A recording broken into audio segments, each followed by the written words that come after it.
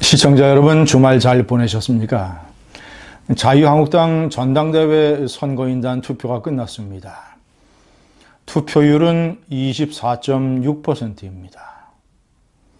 모바일 투표 20%, 그리고 투표소에 가서 하는 현장 투표 약 5%, 24.6%, 고작 24.6%입니다. 선거인단의 대부분은 37만 명의 책임당원으로 구성이 되어 있습니다. 책임당원은 한 달에 1,000원씩 당비를 내는 사람들입니다. 한국당 책임당원이 37만 명이니까 24.6%, 10만 명도 채 투표하지 않았습니다. 이것은 매우 실망스러운 것이고, 그리고 과연 이 정도의 열정과 참여 의식으로 내년도 총선은 물론이거니와 2022년에 대통령 선거에서 정권을 탈환해 올 수 있을까?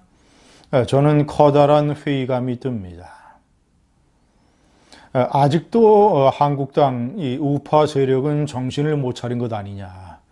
얼마나 나라가 위기이고, 그리고 이 나라를 구하기 위해서 한국당이 반드시 총선에서 승리하고 대통령 선거에서 정권을 탈환해야 한다는 사명감이 부족한 것 아니냐. 책임당원은 한 달에 1,000원씩 내는 당원들입니다. 더불어민주당에서는 권리당원이라고 표현을 하고 있습니다.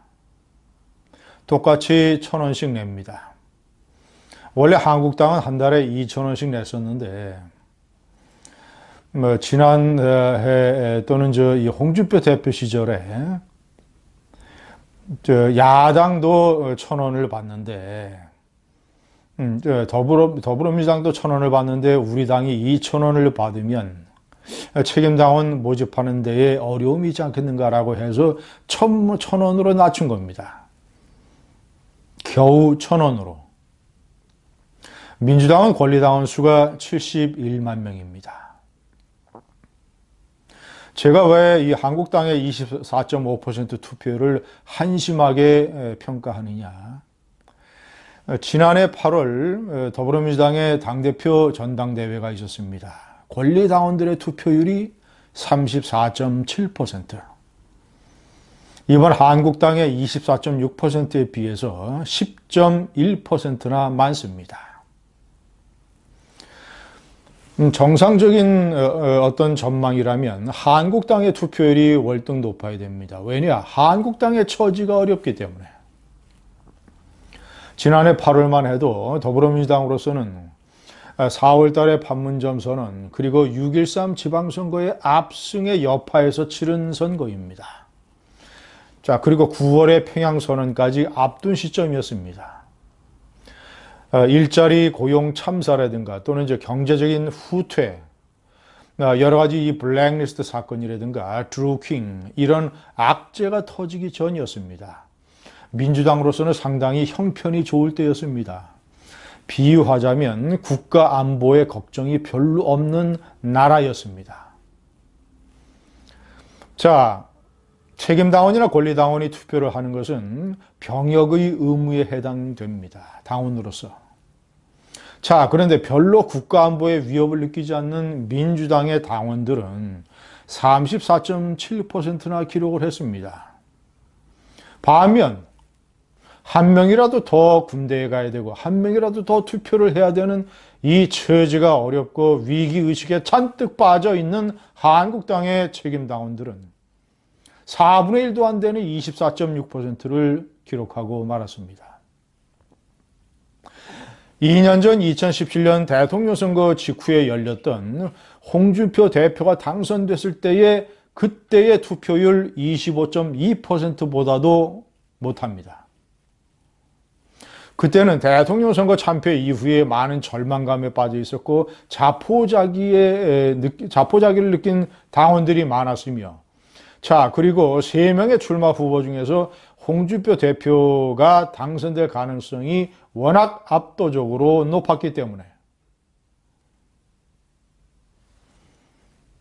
그리고 많은 이 당에 대해서 여전히 커다란 어떤 지금이 아주 이 절망적인 위기다라고 느끼는 당원들의 의식이 지금보다도 낮았음에도 불구하고 25.2%였습니다. 그런데 이번에는 24.6%입니다.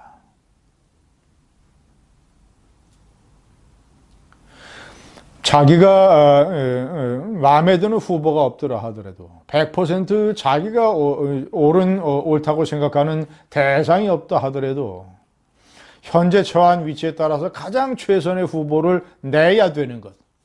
그런 선택은 하나의 당원으로서의 의무이고, 자, 그리고 이번에 투표율이 지난번에 25.2%보다 낮게 나오고 더불어민주당에 비해서 10%포인트나 낮게 나온다면, 이번처럼 24.6%가 나온다면 많은 국민이 어떻게 생각하겠습니까? 말로만 위기다, 말로만 나라의 위기다, 말로만 내년 총선에서 승리해야 된다라고 얘기하면서 자유한국당은 아직 멀었다, 정신을 차리려면 한참 더 가야 된다, 투표율이 4분의 1도 못 미치는 24.6%가 뭐냐. 지난번 지방선거에 일반 국민들, 유권자들의 투표율이 60%는 됐는데, 아니 이렇게 생각할 거 아니겠습니까? 많은 국민이 당연히 그렇게 느낄 것 아니겠습니까? 그러니까 한국당의 책임당원으로서는 내가 마음에 드는 후보가 없다 하더라도 3명 중에서 가장 최선의 후보를 골라야 되는 것이며, 더군다나 이번에는 어떤 이념적인 노선이나 색깔에서 3명의 후보가 뚜렷한 차이를 보였기 때문에 선택을 할 수 있는 여지도 그만큼 충분했던 것입니다. 자, 그리고 세 후보 모두 이 사람은 절대 안 된다라는 결격 사유가 없었지 않습니까?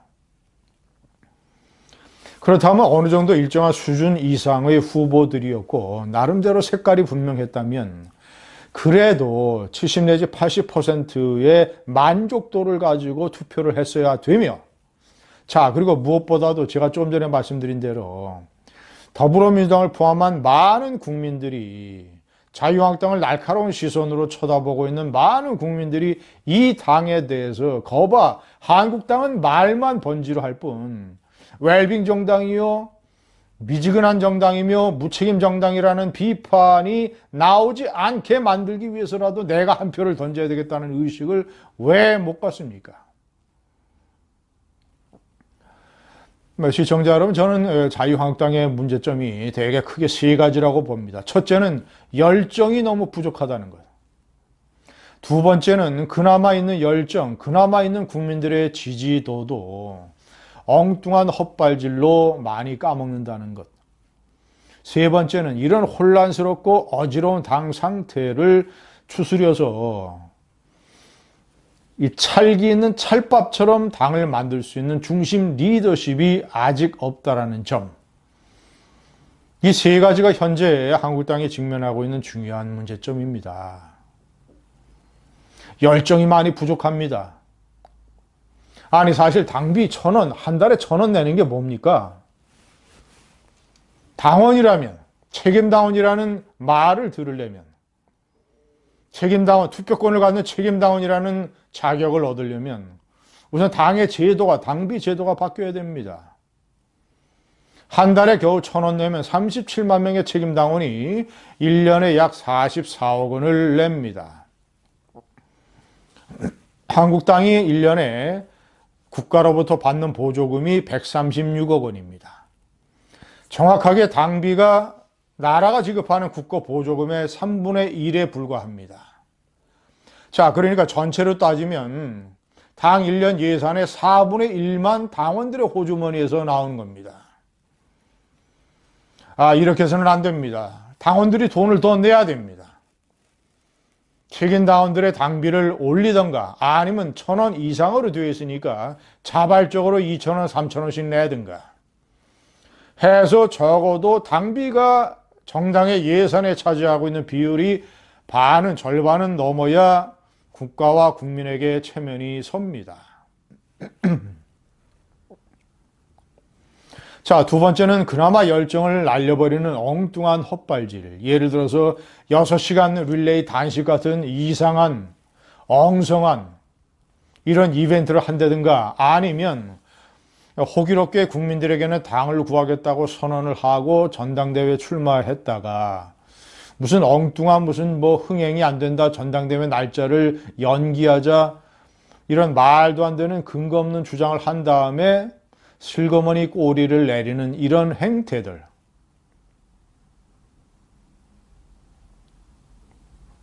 자, 그리고 확실하게 증명되지 않는 근거 없는 주장에 대해서 일종의 판을 벌여줘서 5.18 문제와 관련해서 얼마나 많은 역풍을 받고 있습니까?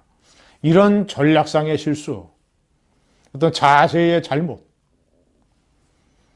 마지막으로 이번 전당대회를 계기로 한국당은 이 엉성한 이 모래알 같은 이런 이 조직과 이런 낮은 어떤 열정과 충성도를 끌어올려서 찰밥처럼 찰기와 결기, 한국당에게 가장 부족한 찰기와 결기로 이 똘똘 뭉치게 해서 내년도 총선 승리는 물론 이 문재인 좌파 독재에 대한 반 문재인 저항 세력의 가장 중심인 구심점이 되는 것.